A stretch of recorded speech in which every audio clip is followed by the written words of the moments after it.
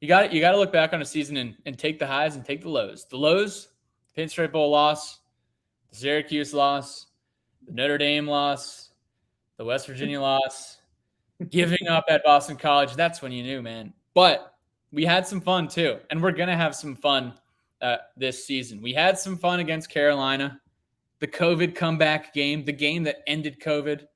You know, I remember just jam-packed in Lane Stadium with 66,000 of my best friends. Enter Sandman, a defensive I cried for the ages. I literally cried. Sam Howell throwing 3 interceptions, just getting after that ass.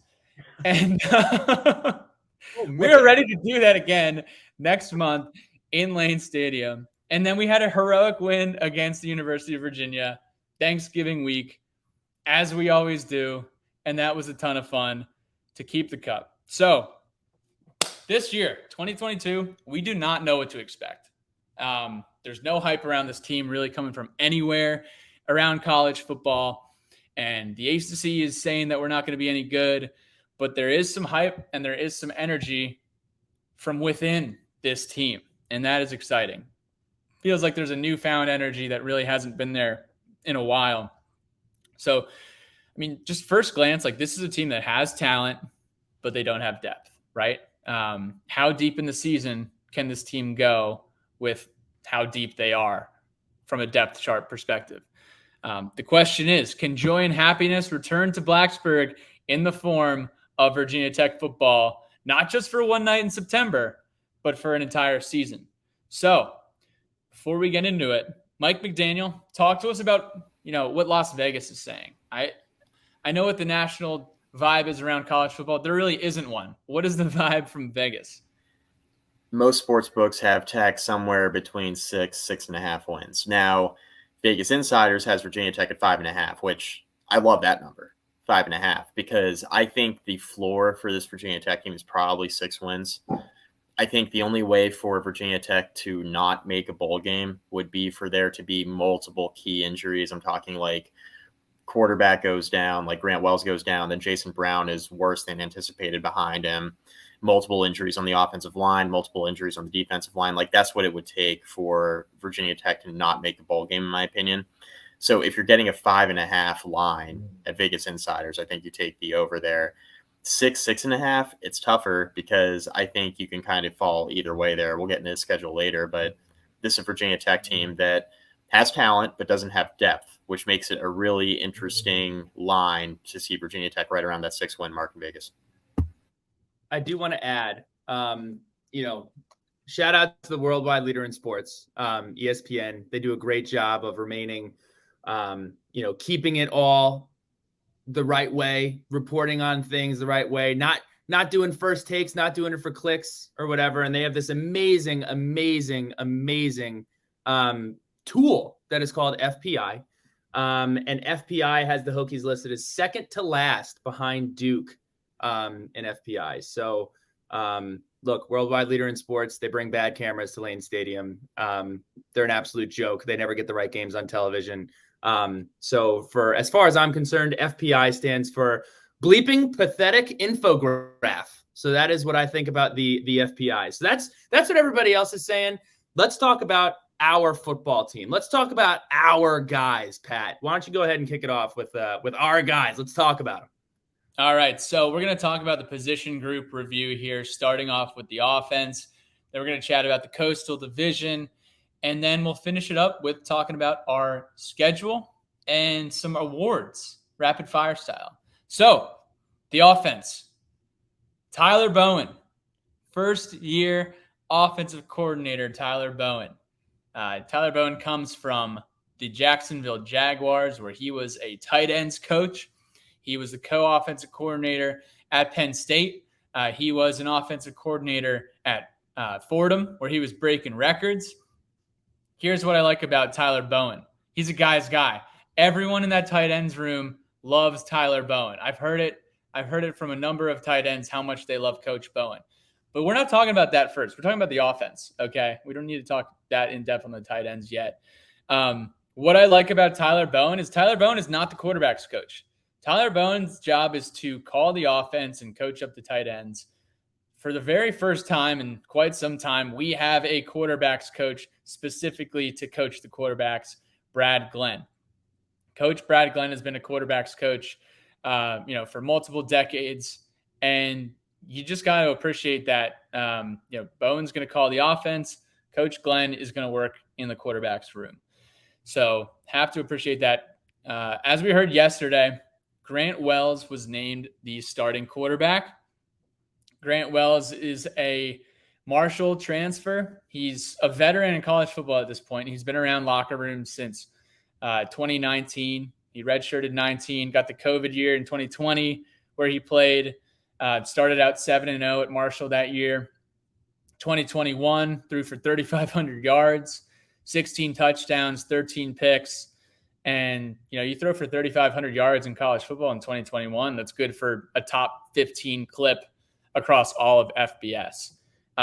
So you got a guy like Grant Wells coming in. We could get 3 years out of him. He wins the starting job. He looks the part. And Brad Glenn is saying some really good things about him. He said that he is the most accurate quarterback that he has ever coached in 2+ decades of coaching. So high praise, high remarks, excitement can build just from that. No doubt. And I wanted to shout out Chris Coleman. I was listening to Tech Sideline podcast today, and he made a great comparison that I'll second here. He made a comparison from Ryan Willis to Grant Wells. I couldn't agree more. Extremely, extremely accurate thrower of the football. I do worry about that turnover ratio, which we talked about. That said, Marshall threw the ball 38 times a game, which is a ton of times to throw the football. Compare that to Virginia Tech at 24 last season. But what I wanted to do is I wanted to dive into some of his multiple interception games and see if we can find a common denominator. So as you're listening along, see if you can find that common denominator. Game 1 came against Navy. Roll Goats. Marshall rushed for less than 100 yards if you exclude Wells' output from running the ball, but he still passed for 333 yards on 30 attempts. Then they play ECU. He was sacked 5 times and hurried on 9 of those, on 9 additional passes, and he still passed for 443 on 39 attempts. And then MTSU, he was sacked twice, hurried an additional 3 times, and threw the ball 47 times. 47 times he threw the football. He also got 321 yards. So his worst games came at the beginning of the season. That's one thing. But they also came when he either didn't have run support or he was under duress.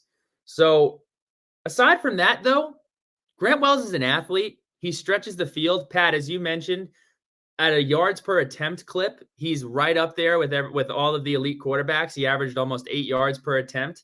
I think the secret sauce here is if we can protect him, we can establish the run with this big stable of healthy backs that we're going to talk about in a couple minutes and not ask him to throw the ball 50 times. This kid has a really good chance to be solid at this quarterback position. Mike, what are your thoughts on Grant Wells? Yeah, I agree. I mean, I think the comparison to Willis is good because I think that Wells has the arm talent of Willis. I also think he has the turnover concerns of Willis.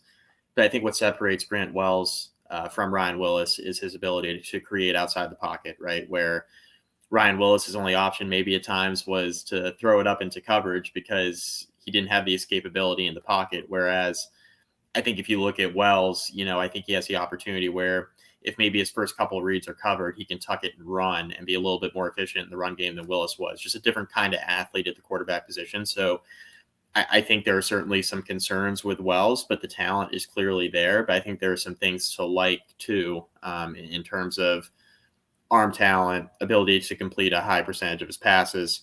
The talent that he has here at Virginia Tech, I think in the receiver room is at least by the time Wells leaves here, will surpass what he's had at Marshall with the way I expect Virginia Tech to kind of accumulate talent here over the next couple seasons. But really looking forward to see if Wells can establish himself as a quarterback, not only for this season, but for multiple years, because that's something that Virginia Tech has really struggled with. Go back to the Fuente era. There were a lot of things that plagued that, but when you look at kind of where things started to fall apart, it's when the quarterback position was not as consistent, right? And you didn't have one guy taking snaps over multiple seasons. it was a revolving door for the last like 3 to 4 years. And I think Wells now coming in, multiple years of eligibility left. He has an opportunity to step in, be the guy. This is his offense, and kind of be the starter for multiple years to come. I think that's a hope for a lot of Virginia Tech fans, that there's finally some consistency at the position. You know what really didn't happen over the last few years was us having consistency in the quarterback room year over year, or even having a quarterback start and finish the same season. And a lot of the times that we didn't have our quarterbacks throw the ball down the field. And Grant Wells can throw the ball down the field. I mean, multiple times, every single time he's out there, Grant Wells is throwing the ball down the field. Now, as far as other guys in the room, Jason Brown, the transfer from South Carolina, is looking like the clear-cut number 2 right now, and he's very talented. Started 4 games last year for South Carolina. And I was at that Florida game in November, and he looked really good. He looked great that day. I know he got the game ball, and then he also beat Auburn last year when starting for South Carolina. So we got a talented guy who's won in SEC stadiums. Then we got Taj Bullock and Devin Farrell, both who started their career at Virginia Tech. And it'll be interesting to see the development of both Bullock and Farrell. Bullock, huge, just very, very big guy. We saw a little bit of him in the Pinstripe Bowl. And then Devin Farrell is more of a mobile threat. So it should be interesting to see, because over the last few years, last year we saw Burmeister, we saw Blumrick, Knox Kadum, Taj Bullock. The year before, in 2020, we saw Quincy, we saw Hendon Hooker, we saw Braxton Burmeister. You're going to get more than just Grant Wells this year. If I could wave my magic wand, it would say we're going to have the same guy starting the first game as the same guy who's finishing the bowl game. But that's not the case in college football with the volatility of injuries. So I know that Jason Brown will be ready to go when his number is called. Same with Bullock and Farrell. It's not necessarily a deep room after that. So here's the thing. Grant Wells can throw the ball. Coach Pry wants to establish the run. So we're going to talk about the running game, the running backs. And, you think Virginia Tech football, you think running the ball, playing good defense. And this could be a room that we really haven't seen that much out of on the field as far as lighting up the stat sheet. But this is probably one of the deepest units of the entire roster. There is talent in this room. It's just, how are we going to develop this talent and see a product on the field? So returning guys, we got Jalen Holston, Keyshawn King, Malachi Thomas, 3 folks who have proven that they can be contributors on the football field. Holston comes back 200 yards last year, 1 touchdown. Keyshawn King had just over 117 yards and a touchdown. Malachi Thomas was the leading rusher last year out of the running back room, and had over 400 yards and 3 touchdowns. When I think of Holston, I think of a guy who's just solid. And, this is really, it seems like Holston's been around forever at this point. He was playing against Marshall in that 2018 makeup game from, which seems so long ago. Keyshawn King, you think explosive. You think of his touchdown against Georgia Tech in 2019 out of the backfield, catching the pass. Think of his touchdown against Duke this past fall. How can Keyshawn King stay in the lineup and continue to be explosive? Can he be a guy to get 10 plus carries a game? We don't know that at this point. And then Malachi Thomas, we saw some incredible efforts from him last year, in that Syracuse game specifically, where he had a breakout game. And, there's been some rumors and people aren't sure if Malachi Thomas is healthy or not. We're not really sure. He missed practice and, was not at fan day. So, those are unanswerable questions for us right now. But, those are definitely the top 3 guys that, have made an impact thus far and will continue to make an impact, hopefully, this fall. I'm going to pass it over to Mike. Let me pass it to Billy Ray, and then we'll pass it over to Mike without the other guys. Sure. To me, the running back room is the most packed room, but I think that over the past, the running back room has been packed and we haven't had a ton of guys that have been ready to go. This year, that's not really the case. I would say my messages to a couple of these guys, Jalen Holston, he's talked and tweeted a lot about getting a shot. Here's his shot. This is your opportunity right now. You're one of the older guys on the offense. Going to have an opportunity to get the ball and make some plays. Keyshawn King, extremely explosive. We've seen him do it before. He had that injury off the field, stuff going on or whatever. The kid's a burner with a ton of talent. And again, here's an opportunity for you to jump onto the scene. Malachi Thomas, guy that's proven himself. He's only going to get better as a true freshman. To come in with that skinny body and make the impact that he made was amazing. And then Chance Black and Kenji Christian have been two guys who were raved about and highly recruited. I'm really, really excited specifically about Chance Black. I think he's going to surprise a lot of people this year. And then to round that group out, from what I've heard from others in and around camp, Bryce Duke is a dude. Like, he is a guy who is going to make an impact this season. So this, to me, is the deepest room that we have maybe on the entire team. And a bunch of guys who have really, really unique talents and different body types. So interested to see how we incorporate them and how we work them into the fold.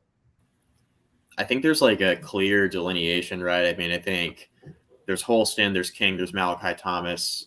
There are questions about Malachi Thomas's health right now, right? And he's week to week, whatever that means. We'll see when he's ready.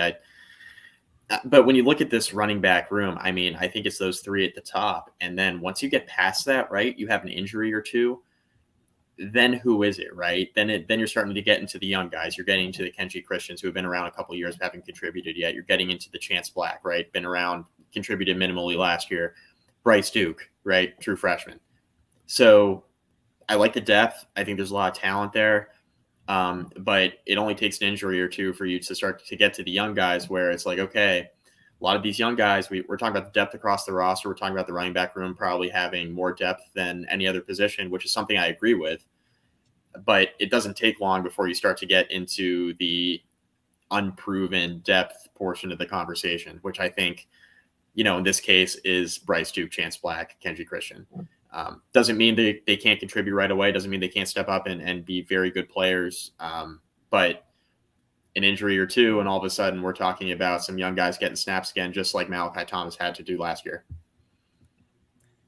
And need to remember, your running back room is only as good as your offensive line. And there's definitely some question marks there as well. We're going to talk about the offensive line, but first we are going to chat about the wide receivers. Wide receivers, there's talent here too. This is definitely the most unproven room, I would say, on our offense.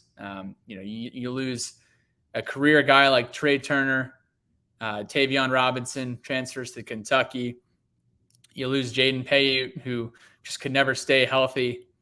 And you return guys like Caleb Smith, Dawan Lofton, Jalen Jones, Jaden. We got a new guy, Jaden Blue. Like, there's so many question marks around the wide receiver room. Caleb Smith returns after 20 receptions, 260 yards, and 2 touchdowns.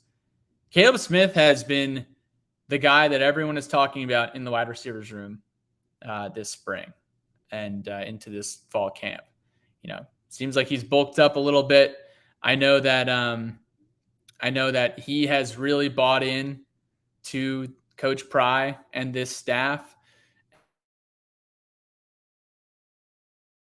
And we're going to learn a lot about Caleb Smith this fall and see how much of a contributor he can be. Is he going to be the wide receiver number 1?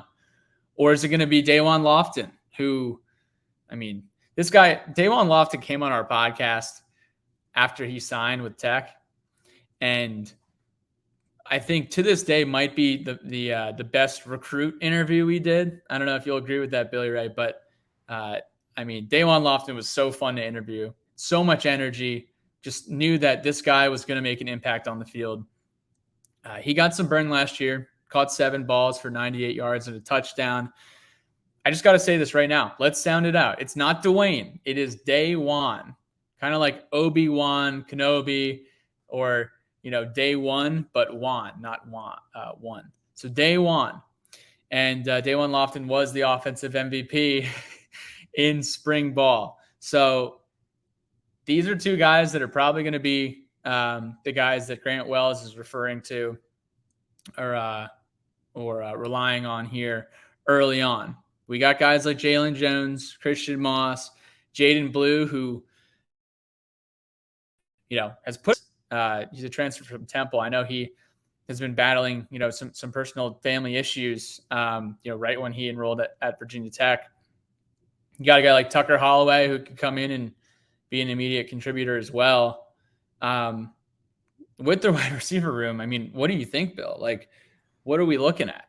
Look, I'm not going to get in here and try to say a bunch of stuff that I don't believe. I'm going to give him a little bit of a pep talk here.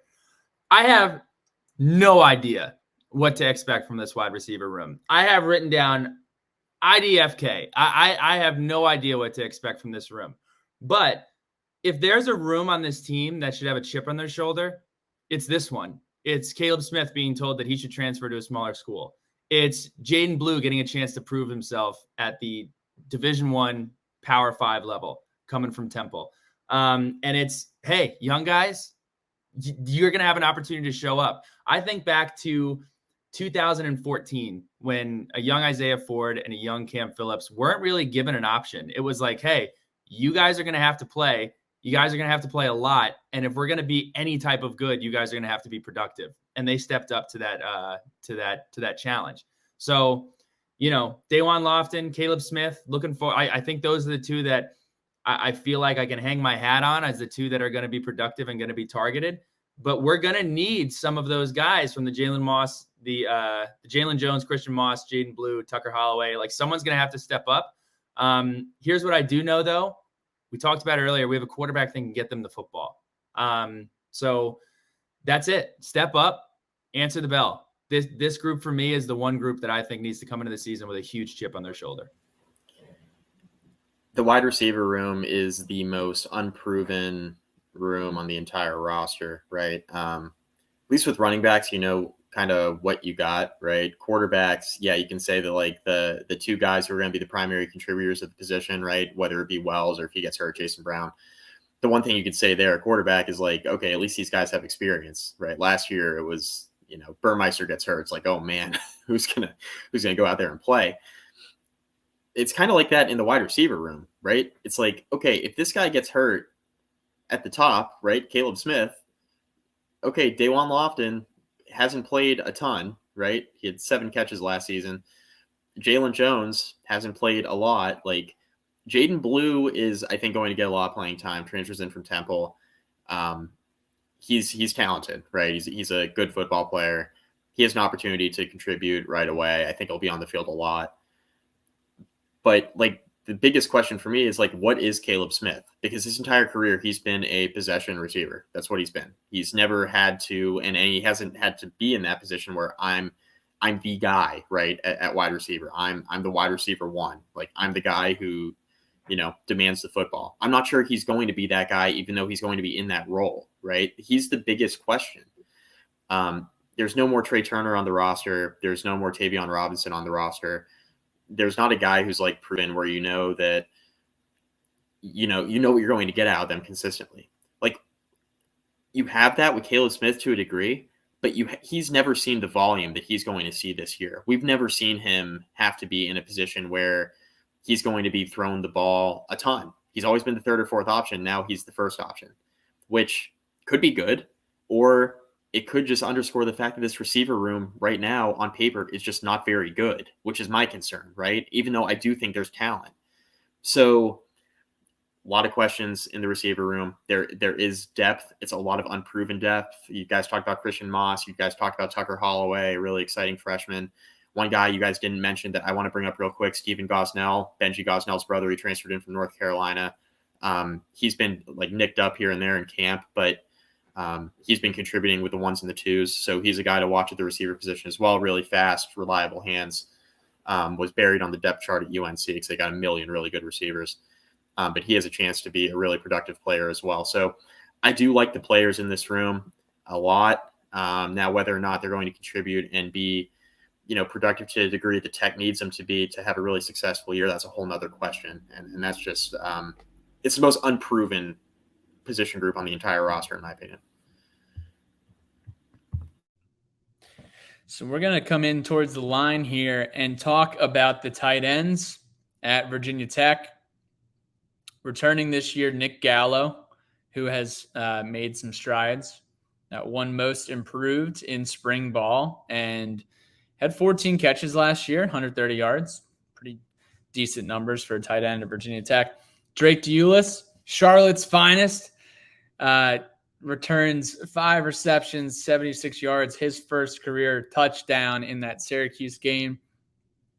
Got a guy, Connor Blumrick, who Dax was telling funny stories about him on the Dax pod. Go listen to it if you want to hear a funny Connor Blumrick story. Blumrick won the Frank Beamer Ultimate Teammate Award in spring. He's an athletic specimen. He's not going to be your traditional hand in the dirt tight end. More so, will probably be brought in on specific types of packages.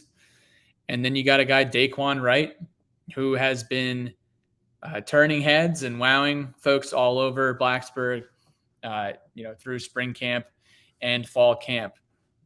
So I think that the tight ends, if you want to describe the tight end room in one word, it's solid. You don't have a guy like James Mitchell coming back who, could be first team all ACC. You don't have a Bucky Hodges in there, but you do have solid tight ends in the tight end room. So I had Shelton Moss crunch some data for me because basically this comes from Tech doesn't really have an option. The tight end room is going to have to be productive. So I went ahead and I said, okay, can you shine a light a little bit on exactly how Tech has utilized the tight end position? Because we've said TEU and everything else, but the room has had a lot of talented guys and we've had some great moments. But when you actually break down the numbers, here is where they ranked nationally in percentage of passing targets to tight ends. And for the sake of this exercise, we included Sam Rogers and Steven Peoples in basically the fullback position because it was used very similar to a tight end in a lot of cases. So in 2016, we targeted tight ends 11.2% of the time. That's 73rd. 2017, 6.5%. That's 100th in the nation. And then 2018, 12%, 65th. And then in 2019 and 2020, we were in the top 40, where at 2019, we had 18.1%, which was good for 39th, and 2020 at 26.1%, which was 13th in the country. And then 2021, we fell back down to 12.5%, which was 85th, which was interesting because we were top 10 in the nation for having tight ends in formation with their hand on the ground. I say all of this to say this. Virginia Tech does not have an option. The tight ends are going to have to be utilized, and I think they're going to be put in position to be successful and have an impact outside of blocking. Tech really had to rely on them to help out in these jumbo formations and be in the blocking scheme. I think we're going to see a lot more from the tight end room on pass catching, making plays, and being involved in the offense. Mike, what do you think? Yeah, I agree. I mean, I just talked about a position group that I felt kind of the worst about in terms of knowing what they're going to give you. Outside defensive backs, I feel pretty good about tight ends. You kind of know what you got, which you can't say for a lot of this roster, right? Nick Gallo, we know he's played. He's just going to have a bigger role. Drake Deulis, bigger role, right? We saw him a bit last year. We know he can produce. Those are going to be your two hand in the dirt tight ends. Then you get into your more athletic group, right? Where it's Daquan Wright, freshman. I don't know how much he's going to contribute, but he's more than just a hand in the dirt tight end. He's okay. We can split him out and he can make plays in space. That's what his high school film showed. He can do a little bit of everything. Then you have Connor Blumrick, who is probably never going to line up at the end of the offensive line in a traditional tight end role. Maybe we're wrong with that. I don't know. We'll see. But I see him more as an H-back, or we're going to split him out, or we're going to stick him in the backfield, or, is he going to line up at quarterback some and take some direct snaps, that sort of thing. he's going to line up all over the field. Brent Pry and his staff have talked about the fact that in Blumrich's case in particular, like there's no one set position for him, but they know he can be utilized because he's extremely athletic, and we know what he can do with the ball in his hands. So it's going to be really interesting to see how they use him. They kind of hid him in spring, which I think was smart. Didn't really show too much of their hand throughout spring game. Absolutely have been hiding Connor Blumrich. So how he's going to be utilized starting game 1 against ODU is what I'm going to be keeping an eye on. And then we move on to the offensive line, where you can't get more fired up about Joe Rudolph. To me, that was the most surprising and eyebrow-raising and exciting hire of this new staff. One of the absolute best in the country coming from Wisconsin. We do return Johnny Jordan. We do return Caden Moore. We do return Silas Zanzi, and we do return Parker Clements, all of who have some experience here. The issue for me here is we literally have 2 tackles that I feel comfortable lining up a tackle. Behind them, we have 2 freshmen, and that's it. So offensive line injuries, getting nicked up, that's not a matter of if, it's a matter of when. We saw that as a little bit of a problem during the COVID year, where we lost, I believe we lost Christian Darasaw going into the Miami week. We saw some young guys playing in there, and it makes a huge difference, especially given what we believe Grant Wells has a little bit of a struggle with pressure and sacks and everything else. So health is wealth with this unit. It's going to be absolutely crucial. And again, it's another position where some young guys are going to have to jump in. Some young guys are going to have to make a difference. And we're going to see how that shakes out. Mike, what do you think? The offensive line, I like the offensive line a lot. I like the starters a lot. Let me make that clear. I like the starters a lot. Do not like the depth at all. The thing about injuries on the offensive line is I feel like Virginia Tech will have it'll be easier for Joe Rudolph to hide young guys on the interior offensive line than will be out at tackle. And Virginia Tech's depth is at its worst out at tackle. That's a huge concern. 1 or 2 injuries to either one of your tackles, and we're going to be seeing some young guys put in some precarious situations, which you talk about Grant Wells and his ability to throw the ball and the fact that he was hurried. You know, you mentioned those stats earlier of Billy, like how many times he was hurried in some particular games and how many picks he had to throw and how many times he had to put the ball in the air.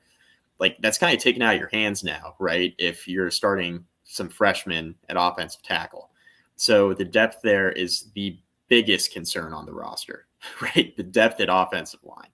We'll talk about defensive line here in a few minutes. I'm concerned about depth there too. But the offensive line depth is a major, major problem, especially at offensive tackle. So any injuries there could be extremely concerning in a hurry. So that wraps it up for our offense. We're going to shift it over to the defense, and we're actually going to pass it over to the Mike McDaniel School of Hard Knocks. For those of you who are unaware of, we're going to get a little geeky here. We're going to talk about the specific scheme that you're going to see from Coach Pry when you go out and you're in the stands. You got your Bud Light or you got your Michelob Ultra and you say, whoa, this doesn't look the same as it's looked for 25 years. This is a little bit different. So Coach Pry is a little bit of a different scheme on defense. Talk to us about it. So under Bud Foster and really under Justin Hamilton the last few years, Virginia Tech has run a 4-2-5 defense, right? Which means they have 4 defensive linemen, 2 linebackers, 5 DBs on the field pretty much at all times. The only time we didn't see that, especially under Bud Foster's defense, was against Georgia Tech when Virginia Tech was running more like a 4-4, right? Against the option. Made sense. Brent Pry's scheme is a little bit different. Virginia Tech will be running more of a traditional 4-3 defense. The biggest difference is terminology, number one, right? Virginia Tech is going to now have on defense both a Will linebacker and a Sam linebacker. Virginia Tech did not have that under Justin Hamilton. So you're adding a linebacker position into the fold alignment-wise on defense. Now, the one thing I will mention here is that the guy who's going to be playing in the Sam linebacker role is most likely going to be Keontae Jenkins, which, as you all know, Keontae Jenkins is a converted safety. He's put on a little bit of weight, but we know that he can defend receivers in space. That's really important when most of the offenses you're facing in college football now are running the spread with 4 and 5 wide a lot, right? So it's going to be a little bit different from an alignment standpoint, more of like a 4-3. You have a field safety and a boundary safety. The terminology is a little bit different in the back end of the defense as well. But really, when you see Keontae Jenkins lining up against a slot receiver, are you really going to think that this is too much different from what we've been watching over the past 5 or 6 years? Probably not, right? You have a converted safety playing one of the linebacker positions. Think like Mook Reynolds, right? As like the 5th DB back, in the early Fuente years. Like that's kind of what we're seeing here with Keontae Jenkins, a guy who can come into the box and defend the run, but is also going to be able to go out against a slot receiver in pass coverage. You're not going to be too concerned about him. So that's the biggest difference. You're adding a linebacker into the fold. You're kind of bringing him down into the box a little bit more often than we've seen in recent years. And it's going to be a really aggressive defense, similar to what we saw under Bud Foster's scheme. I mean, you guys know this already. A lot of the listeners know this. If you don't by now, you should know this. Brent Pry was a graduate assistant under Bud Foster. That's how he got his start into coaching. The first defensive scheme that he learned was Bud Foster's. They're aggressive. They're going to blitz. They're going to make it hard on quarterbacks. They're going to try to force the quarterback into making mistakes, try to cause confusion, wreak havoc. It's going to be a heavily blitzing scheme, and adding a third linebacker who has his prowess beginning as a defensive back is going to add speed to the front of the defense, which I think is really, really important. All right, Mike. So we'll start it off with the defensive line. The defensive line is the thinnest part of this Virginia Tech defense. They're, they lose guys like Amari Barno on the outside, who actually was player of the week last week for the Carolina Panthers on the defense, forcing a fumble. I don't know if you guys saw that. Jordan Williams was a contributor on the inside, who we no longer have on our roster this year. But J.C. Price comes back. He gives up his head coaching duties, and he regains the sole position of defensive line coach at Tech. Just a couple highlights from the line. You returned Taiwan Garbutt from last year, who's been he's contributed every single time he's been out there for Virginia Tech, and he's definitely had his roller coaster of a career while at Virginia Tech.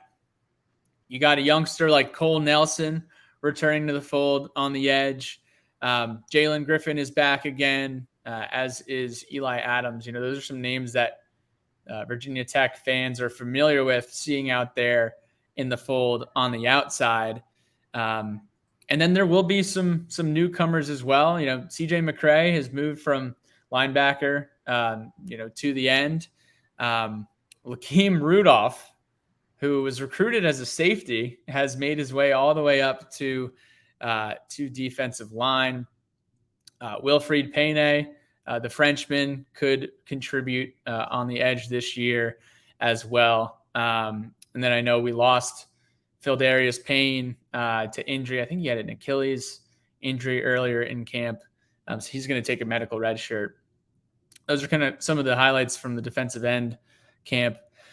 Josh Fuga on the inside this year. He won most improved in spring practice. He is on the watch list for Polynesian Player of the Year. Woo! Which I'm fired up about. I don't know if anyone's watching. I want to see. I don't know if anyone's watching the Manti Te'o Untold documentary. Already watched it. But learning about Polynesian culture there. Oh my gosh! You can't throw the Polynesian culture all on the Manti Te'o thing. I mean, Manti Te'o is Polynesian, but it's not Polynesian culture. You get catfished and hoodwinked. I mean, come on, let's put some respect in our Polynesian friends here. I could pick it up for you after that. We got Mario Kendricks returning to the defensive tackle position. He had 6 tackles last year. He didn't play post-Syracuse because he got banged up. And then all of us know Norrell Pollard. Look, I think the defensive line group has some pretty good depth here. Again, all I want from this unit is we really kind of got oversold on the pressuring the quarterback last year in the North Carolina game. After North Carolina, I said, yo, good luck blocking this unit. And then every other team said, hey, we're going to block them. And they did. So we weren't able to produce a whole lot in terms of quarterback pressures and getting the quarterback on the ground. And I know that Coach Pry and this defensive staff is going to make that a priority. So I'm looking forward to find out how that goes, and we'll see what happens. Mike, We got some newcomers too. we Kyrie do have some Moisten. newcomers. I mean, with a name like Kyrie Moisten, I'm fired up about that guy. Malachi Madison, Gunnar Givens, obviously. Like, can Gunnar Givens contribute in year one? Lamar Law out of the 757 was, the dude's just a big body. Can he contribute this year? So, Mike, what are your overall impressions, and what would you like to get out of this defensive line in 2022? I'm more concerned about the defensive ends and defensive tackles, right? Jalen Griffin, we know what we're going to get. We know what we're going to get out of Garbutt. The concerns kind of lie beneath that, right? Is Cole Nelson going to be able to contribute on a consistent basis? Matthias Carroll, is he going to contribute on a consistent basis? Eli Adams, right? I mean, you got a lot of guys. Lamar Law, you just mentioned as a freshman, he looks huge in camp, right? Like, he's going to be a player, if not at Virginia Tech, he's going to be a player somewhere for a long time. He's 6'6", long arms, huge frame. He looks really, really good out of camp, and I don't know if he's going to contribute this year, but I think he's going to contribute down the line. So I like the defensive ends a lot, but I do worry about the depth there and whether or not, any of those young guys I mentioned are playable right now. Like, that's the real question. Defensive tackle, I mean, Kendricks, Pollard, Fuga, you feel pretty good about that group, right? So the concern to me is defensive end, but I do like those young guys a lot. So I do feel like if there are some injuries or some guys that could step up there for sure. Moving one unit back to the linebackers. Brent Pry coaches the linebackers. This is a special group of guys who have a special opportunity to learn under head coach Brent Pry. Bud Foster used to coach the linebackers. Brent Pry will be saddling up with our guys. We're going to start with Dax Hollifield. Dax Hollifield returns for his 5th season, his final season as a Virginia Tech Hokie. Was the leading tackler in 2021, had 92 tackles, 4.5 sacks, and a pick, which was really good last year, because what we were saying heading into 2021 was, hey, you know who our leading tackler was in 2020? Shamari Connor. And you should never have your leading tackler come from the third line of defense. Dax stepped up last year and was able to contribute in that way. Andrea Adelson has labeled him the 23rd best player in the conference heading into 2022. The biggest thing for Dax is, he's always been a big body. What level of contribution can he make in coverage this year? Because, he has been a liability in coverage in the past. What has he improved in his game over the course of the spring and over the course of fall camp under Coach Pry in coverage? Got a guy, Keontae Jenkins, who is looking very, very big at the Sam linebacker role. Again, new role introduced into this defense. He actually changed his number from 33 to 7. We'll give you guys a quick overview of any notable number change. Most of them came in the defensive back room. Alan Tisdale returns. I feel like Tisdale, he battled weight loss with COVID and then came back from that. And, he's a guy that has always been able to contribute. But, have we gotten the perfect or best apex form of Alan Tisdale yet? How will Tisdale's game improve year over year? We'll see how he looks this year. He had 84 tackles last year and 2.5 sacks. So expecting big things from Alan Tisdale. Kelly Lawson, if you guys saw the, middle drill, Billy, that you had the linebackers and running backs. No, that's just a little pass coverage drill. Trying to get them to handle a running back that'll come up and pop them or run a route. That's what that was. Kelly Lawson looked absolutely massive in that, and he's long, and he will contribute to Virginia Tech's defense at some point, whether it's this year, whether it's down the line. Who gives a damn about the drill? He's big. That's all that matters. Just a big dude. Looked great in the drill. Jaden Keller is one of the budding young stars on this team, on this defense, that I know that a lot of people are expecting big things from as well in the will linebacker spot too. Mike, any gaps you want to fill on the linebacking core? No, you guys about covered it. I mean, I think the biggest position to watch is that Sam linebacker role, right? Keontae Jenkins and maybe J.R. Walker, someone like that, who kind of steps in if it's not Jenkins, like who's going to be the guy there, to play that kind of Mook Reynolds type role. That's going to be what I'm going to be keeping an eye on. And we do have another year of Keyshawn Artis as well. Good to see him return to the fold here, and would love to see how he has improved year over year under Coach Pry, coaching the linebacker core too. All right, so let's go all the way to the back. Defensive backs, fact or fiction, this is the deepest and strongest unit on the Virginia Tech football team.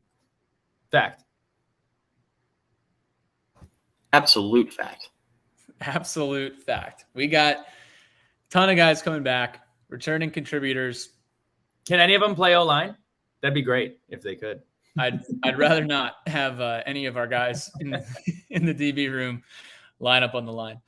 So we got Chamari Connor returning, 85 tackles, 2 sacks, an interception, was a defensive MVP in spring. Expecting big things from Chamari Connor. He's definitely, him and Dax are the leaders of this defense. Nasir Peoples, who looked huge in his presser last week. Guy just looked pretty big at the lectern. He had 88 tackles last year. He had a pick. He has changed his number from 31 to 5. So write that down in your Rolodex. Breon Murray. People have been talking about Breon Murray and the efforts that he's made to work on his game over the course of this year. He won the Strength and Conditioning Award in spring. So interested to see how Breon Murray makes an impact as well. He'll be wearing number 8, switching from number 37 to number 8. Armani Chapman is back as well at the cornerback position this fall. He will be wearing number 9. Again, Chapman's another guy who's a solid defensive back, and looking to see how he has improved with Coach Cheetah over this offseason. You got a guy like Dorian Strong, who I believe moved to single digits. Billy might have erased his number here. What number is Dorian Strong? Quick Google search. Dorian Strong will be wearing number... Oh, he's still in 44. What are we doing? No, dude, no erasing. Yeah, no erasing. But Dorian Strong, just a guy that is an incredible talent, has sound technique in the defensive backfield at cornerback this fall as well. So, you got a lot of solid guys backing up Jenkins in that Sam position. Jalen Stroman's another name. DJ Harvey's a guy who got some burn last year. So pretty excited about this defensive backs unit.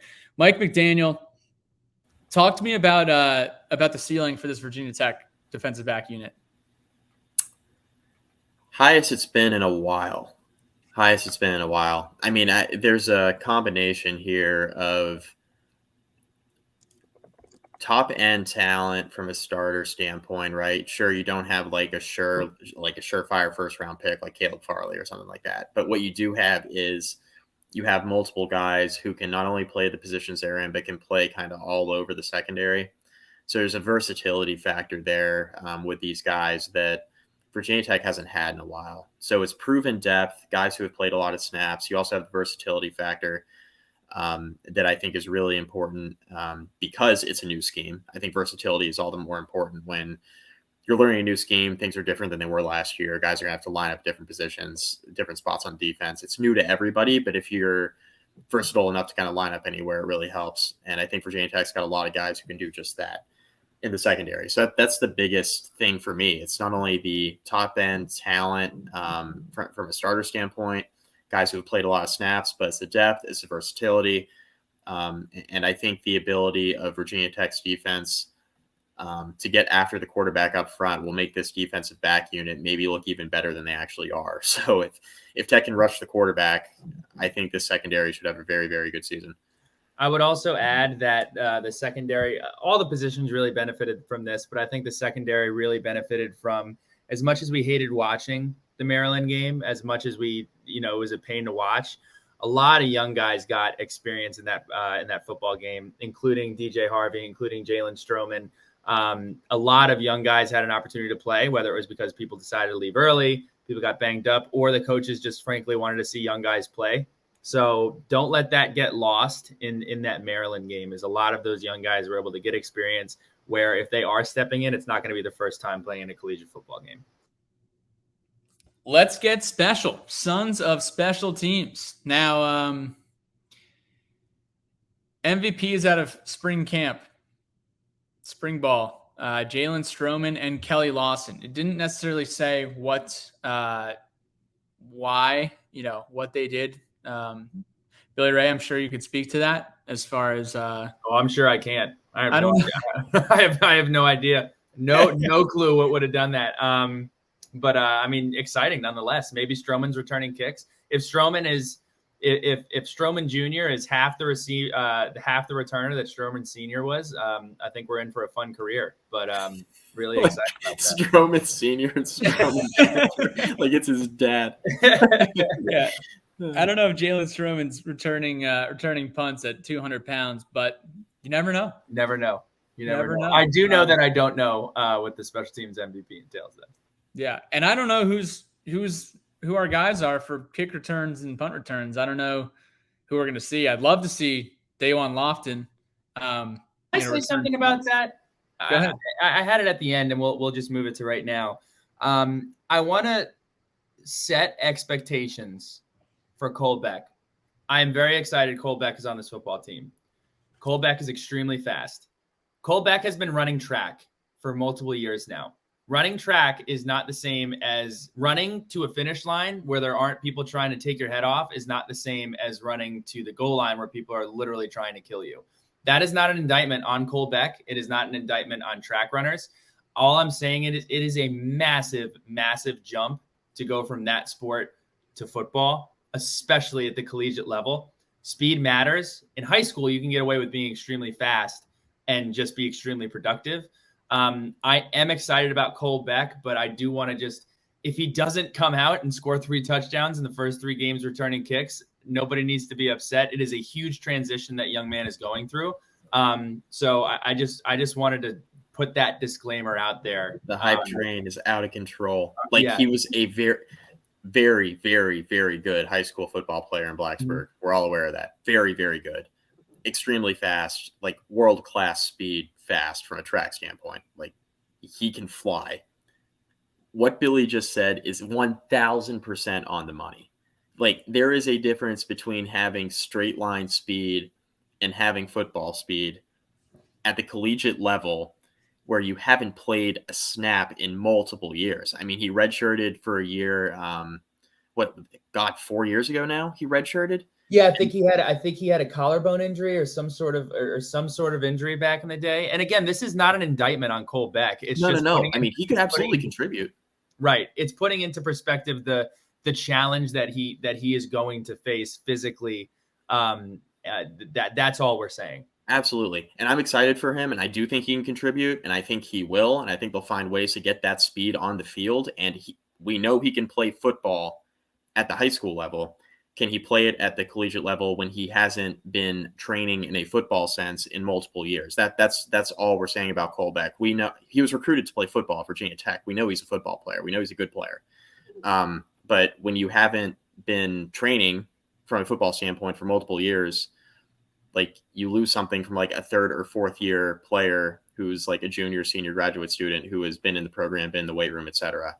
That doesn't mean he can't contribute or that he won't contribute. I think he will find a spot somewhere, and I think it likely will be in the return game, because if there's one place on the roster where or one position or one play that you can make where your straight line speed matters, it's in the kick return game, or it's at wide receiver if you're just running go routes. He can probably do both of those things. They'll find a way to have Cole Beck contribute, but I do think fancy to put it in perspective because the hype has been out of control because we know how fast he is. Speedy Gonzalez. Cole Beck is a graduate student. So I turn my tassel and I tip my cap. He's got a degree. Good for Cole. Love that. And we'll see what happens. There's definitely Pat, you're on one today, man. You're being being goofy. Pat, you're funny today. I'm just letting you know. I'm just this. You've been on your P's and Q's today. You had some nice. We're getting peak Pat today. There we go. Well, there's uncertainty with who will be returning punts and kicks. There's no uncertainty of who will be punting. Peter Moore. Give me more of those punts. Just kidding. I actually don't like seeing Peter Moore on the field. Okay, we are not running that one back.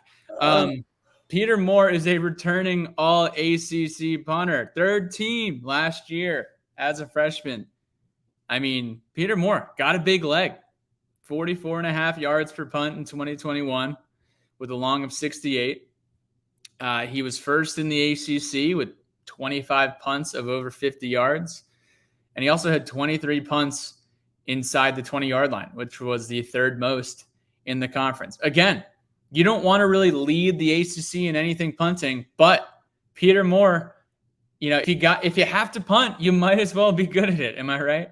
So right. We got Peter Moore out there punting this year. Excited to see him as the fourth down QB. Plays kickers. Now, you guys, if you're listening on Spotify, you can't see this, but I'm doing the John Parker Romo lunge thing. We're going to miss that guy. And I think is he on the Saints? Where is JPR? I have no idea. I do know that he's he is in my heart forever. I know that's where he is. John Parker Romo, an absolute legend, New Orleans Saints, number 15. We're going to miss that guy. But we do have a couple guys backing him up this year. Kyle Lowe, Zach Hoban are two. Where's he from, Pat? Where's Zach Hoban from? I mean, come on. Chatham, New Jersey. Talk about it. He knows. The pride of Minnesink. Honestly, guys, I haven't seen that much on kickers this fall camp. But I'm sure we'll know who our starting kicker is in Norfolk in 15 days. Did you guys expect that much analysis on special teams? I bet you didn't, but you just that was good. That was good. That was a team effort. So that wraps it up for offense, defense, and special teams. And our next segment is a sad segment because we're sunsetting the Coastal. Pour one out. We are sunsetting the Coastal. Coastal chaos is coming to an end. But you know what never sunsets? And that is Rowback. And you know what looks great on me at sunset time is a Rowback polo. So head on over to our friends over at Rowback. That is RHOBACK.com and get 20% off your first order using code SUNSVT. If you're looking for polos, if you're looking for quarter zips, if you're looking for hats, athleisure. Pat is over here. He's got the visuals now. We got some visuals. Look at that. It's a sweatshirt, the most comfortable sweatshirt you will ever wear. It's a hoodie. Hoodie, technically. Right. Hoodie. But you didn't sweat in it. You will sweat in that shirt, but it is moisture wicking, so it will wick up the sweat. Oh man! Woo! So yeah, we're sunsetting the Coastal. Pat, talk to us about the Coastal chaos that we've been seeing over the last 7 years. Hey, Bill, very important. You got to say 20% off with the code SUNS. Dude, I literally said that. You were running to your closet while I said it. Guess what? We just got it twice in there, so now it's really top. We'll be sending you another invoice, Rowback. All right, so the Coastal, man, the Coastal's crazy. You know what else is crazy? The Coastal. And reading off the same promo code twice in 30 seconds. The Coastal Division had 7 teams win in 7 straight years. And this is the last year of that craziness. This is the last time that we will see someone from the Coastal Division playing in Charlotte the first Saturday of December. We might get another crazy season, Miami looks good. Like, they have a good coach, they have talent, and they have a great quarterback. Usually when you have those 3 things, you're probably going to have a pretty good year. But it's Miami, and these are kids who, everyone is just telling them how good they are year in and year out. What will Miami do to mess it up? Miami's only won the Coastal Division one time. You got a school like Pittsburgh who had a historic season last year, but they still have to break in a new quarterback. They're not getting Father Time back under center. Kenny Pickett, he's gone. Not to mention Jordan Addison got bought by USC, so they don't have him either. So, you get Keaton Slovis, which is, that's a name, but fortunate name. Pitt's going to play good defense and they have a good quarterback, but like, how good will they be? You don't know. You don't know how consistent they can be year over year. Duke is going to be bad. Georgia Tech might even be worse than Duke. Georgia Tech's schedule, like they might win 3 games, and Georgia Tech and Duke combined might win 5. If you want a fun exercise, go. I'm not kidding. Go look at Georgia Tech's schedule. Outside of being in the SEC, it might be one of the most difficult schedules that I have ever seen. You have to play Georgia. You have to play Clemson. They're playing Ole Miss at a neutral site, and they probably are going to suck. They get UCF too. It's going to be a really, really tough. It's going to be one rambling wreck of a season for Georgia Tech. Yeah, we'll call it the Duke and Georgia Tech combine for bowl eligibility challenge. You got UVA, has some serious talent catching the football, has some serious talent throwing the football. Everything else, really don't know. And they're going to do UVA things and probably have a ceiling of 7 wins. And then you got Carolina, a proven, consistent underachiever. Mike McDaniel, Coastal thoughts. I know you got to put the kid to bed, so we got to let you jump in with some Coastal thoughts. I'm going to give you Coastal thoughts. I'm going to give you a record prediction, right? I'm going to squeeze that in too because I have to before I leave, right? Have to squeeze it in. Okay. 2 things. Coastal thoughts. Number 1, Miami is going to have a very good team eventually. I'm not sure it's this year, okay? They have a really good quarterback returning, Tyler Van Dyke. They do have offensive, defensive skill talent, obviously a really good coaching staff. It's going to take a little while to change the culture. You got a Miami guy in there in Cristobal, a guy who's done it at Oregon. He knows what it takes to win at Miami. He's a Miami guy, right? They'll be good eventually. My pick to win the Coastal is Pittsburgh. I know it sounds insane because they lose Kenny Pickett, they lose Jordan Addison. They have talent everywhere. The defense is going to be unbelievable at Pittsburgh this year. They have a front 7 where you could literally take the starters off the field and run the entire second group back on, and they'd probably still have a top 3 or 4 front 7 in the entire conference. Their defense is going to be really, really good. They have a lot of depth, especially in the front 7 to get after the passer. If Keaton Slovis is anywhere, it's like 60% of what Pickett was last year, they'll be fine. They got more than enough skill talent on the offensive side of the ball. I really like Pittsburgh's team a lot. I think they're being overlooked because of who they lost in Pickett and Addison. They have a really good team returning. Not to mention, and it's funny that we say this because we give him a lot of crap. Pat Narduzzi, if he's not your guy, you don't like him. Pat Narduzzi is consistent, and and with a year of turnover in the Coastal with coaches. He's a good coach. He's one of the common denominators, and he is a good coach. He's a good coach. Exactly. He's a good coach. He got a lot of crap early in his tenure because it felt like Pitt really couldn't get past like that 7-win ceiling. It felt like he was kind of like Steve Adazioing the thing at Pitt. He kind of eclipsed that, right? And now they're kind of consistently getting past that 7-win mark, and now they're like more of like an 8-win program instead of the 7-win program. That matters because at Pittsburgh, when you're not necessarily recruiting the way that you want to and you're still putting good product on the field, that really, really matters.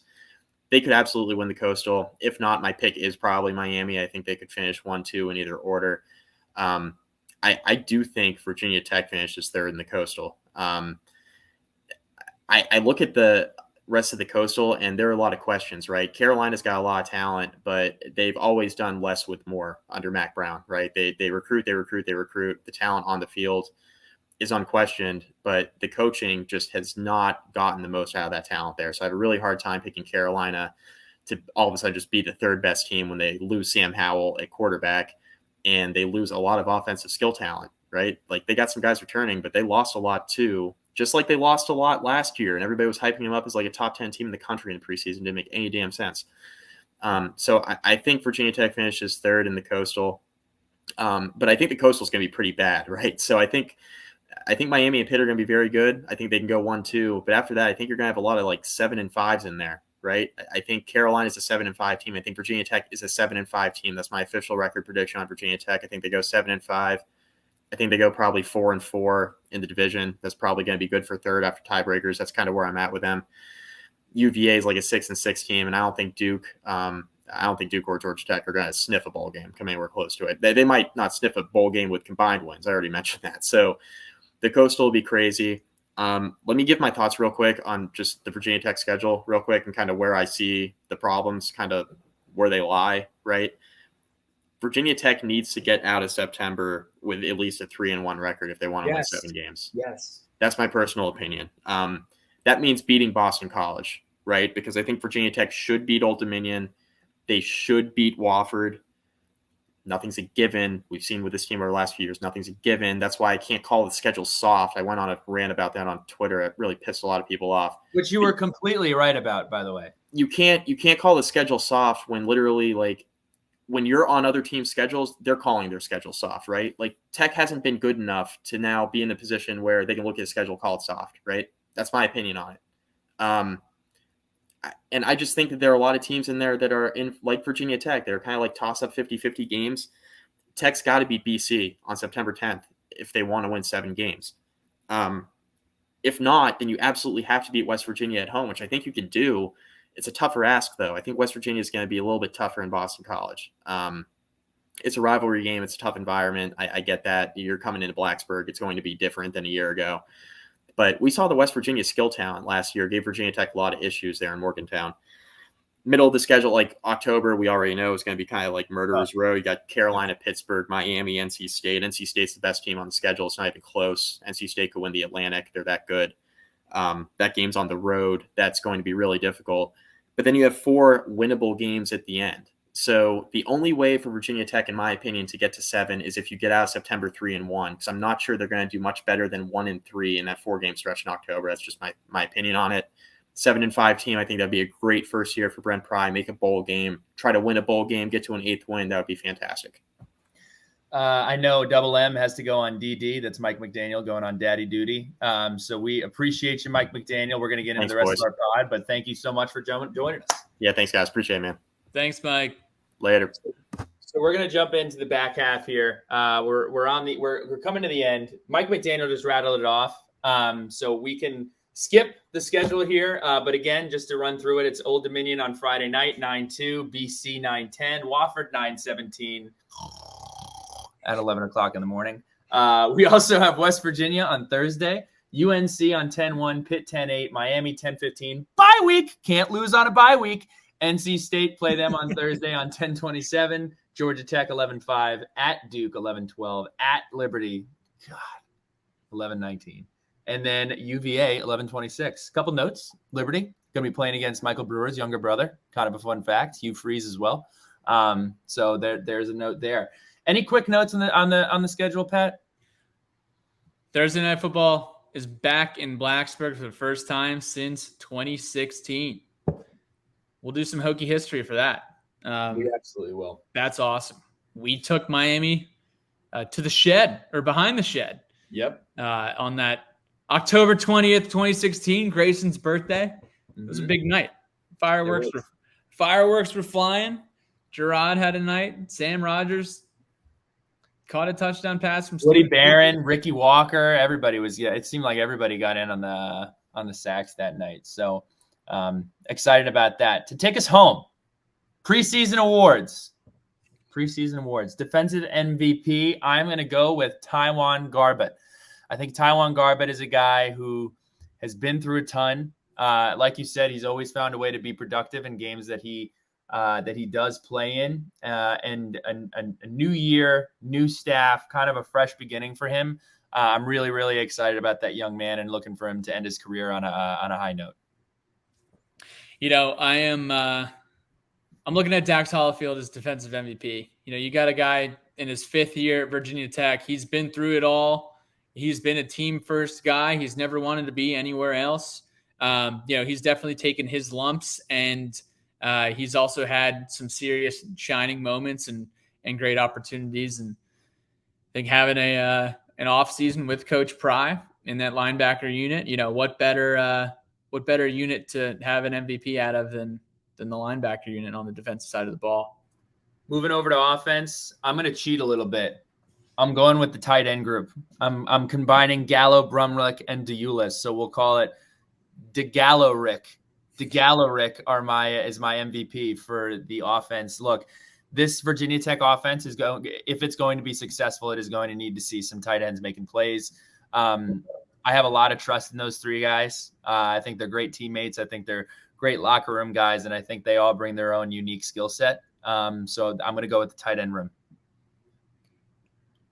If Virginia Tech wants to have success on offense, I agree that the tight ends are going to need to show out, but the guy throwing them the ball needs to be the best player on the field. Grant Wells, offensive MVP. I feel like it's been so long since we had just consistency out of the quarterback room, and I am looking for Grant Wells to be that guy and lead us to success. 3,500 yards. It's not bad. Sign me up. Sign me up for that. So, I clearly don't know anything about special teams MVP, so I'm going to leave the special teams MVP to you. Go ahead, buddy. It's Peter Moore. Give me more of that, even though I want less of that, because I don't want to see Peter Moore punting. But I think it's hard to make a prediction on who's going to be returning kicks and punts. Mm-hmm. And I don't think there's a clear-cut guy, place kicking. So, Peter Moore. Bill, who do you like for outstanding freshman/newcomer? Chance Black. Technically, did he redshirt last year? He did. Okay. I believe he did, unless he played at the end of the season. I'm not 100% sure if he didn't get some burn in the Syracuse game or the bowl game, but I'm not positive. Mm-hmm. I think he did, though. Yeah, kind of hard to tell on special teams who's in there. I like that pick, though. I like on offense, Daquan Wright. On defense, Jaden Keller for outstanding newcomers. Word of the season, dude. Word of the season. Look, I talked about it earlier. I want one thing for my Virginia Tech football team this year. And I want to be proud of the product on the field. Coach Pry came on this podcast and talked about it. We know what it's supposed to look like. And I want to get back to playing tough football. And I want people to not like to come to Lane Stadium. I want them to leave bruised. I want them to leave battered. And at the end of the day, I'm willing to accept that, it's not as much about the wins and the losses this year. It's about developing and establishing a culture. I do think that we can win football games this year. I do think that we can have a good season. But my word of the year is compete. Get out there, get after people's tails, and just compete your tail off, man. And at the end of the day, if you compete and you play hard and you do what you got to do and you look up at the scoreboard, you can feel happy about the result, regardless, knowing that you gave your best. I know that was a little bit of a Mighty Mike Tyke speech, but that's how I feel about it. I just want to see this team compete and I want to see this team get after it. Coach Pry at ACC Media Day got a text, got a call from a commitment for the class of 2023, and he was looking at his phone, and he looked out in the audience, and he says, "Sorry, guys, we just got better. My word of the season is better. We are going to leave Lane Stadium on Saturdays feeling better about where we are." There's nothing worse than, as a fan, packing up the cooler, heading on up to Blacksburg, getting my game day gear on, tailgating, going into the game, cheering real loud for, an hour or two, and then leaving with my head hanging. Not fun. I want to leave Lane Stadium feeling better about myself as a Virginia Tech fan. I want to feel better about this program. I want this program to be in a better position each and every week as we progress through the season.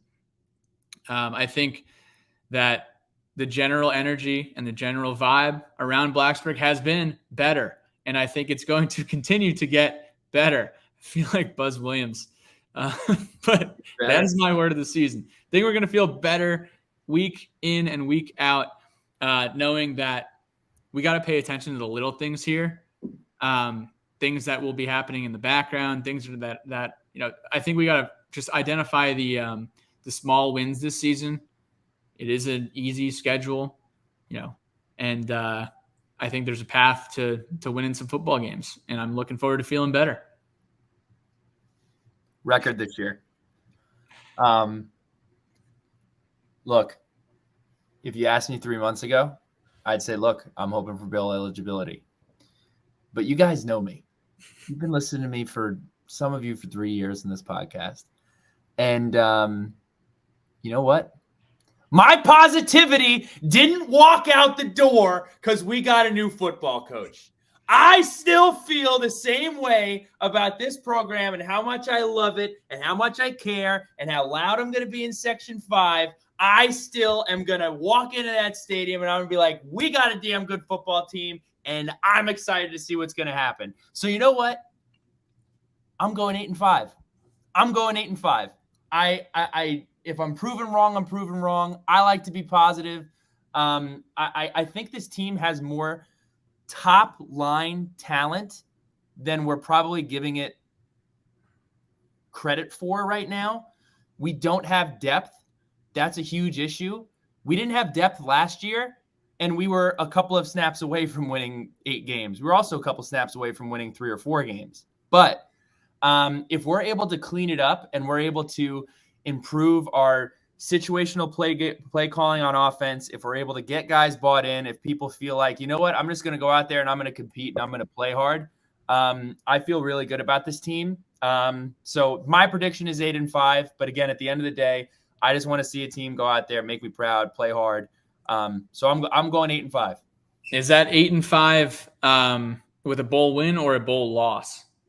So here's my thing, Pat. I love you to death.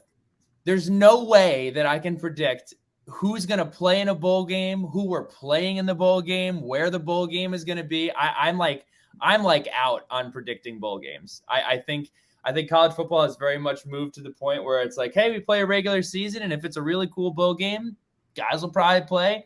If it's, a bowl game in a football stadium, people may not have an appetite to play that. So I can't really throw my hat in to me, it's extremely difficult, near impossible to try to come up with an idea there. But I'm sure you have one. Well, I'm asking why, if we're 8-5, that means we're making a bowl game. It does. But you got to tell me, where is that 13th game coming from?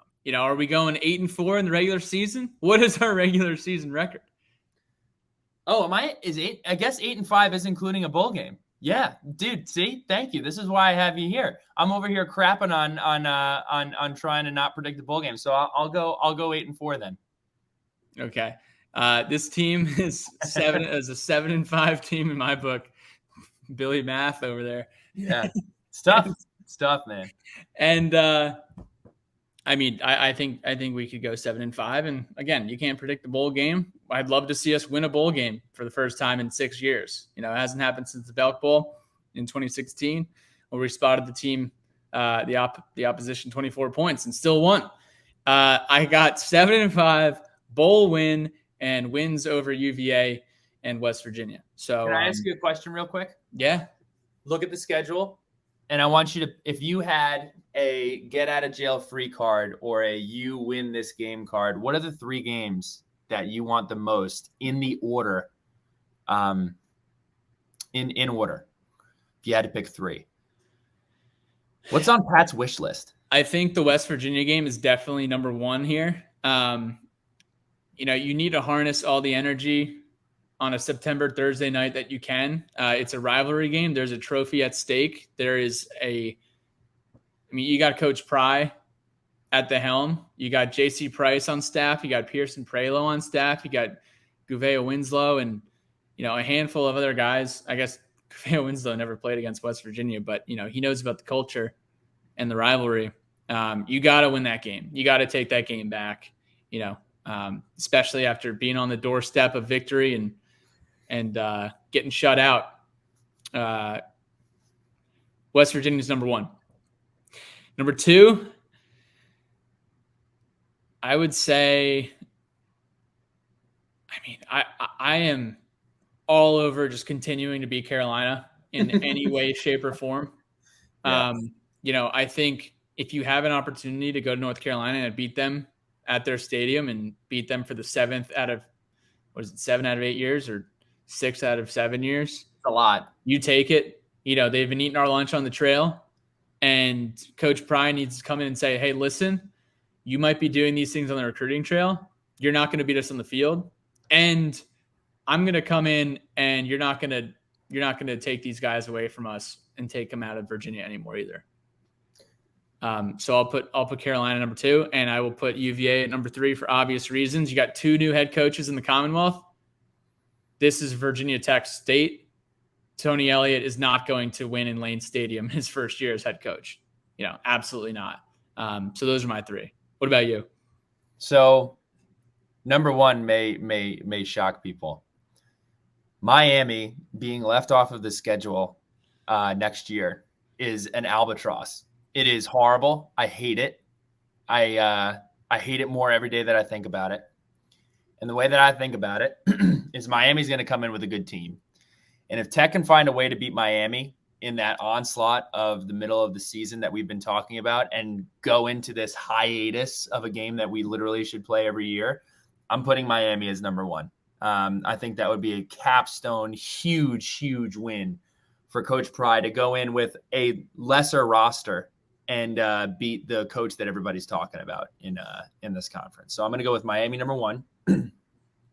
I'm going to go with Boston College as number 2.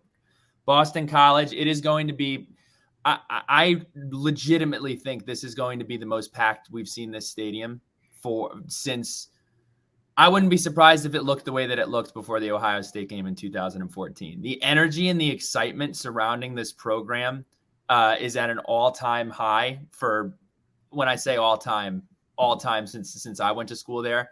I think there's no better way to kick off this era than to go on national television, kind of ACC network, and find a way to beat Boston College in front of a sellout crowd. And then we're rolling. And then we're rolling into Wofford, West Virginia, and then North Carolina.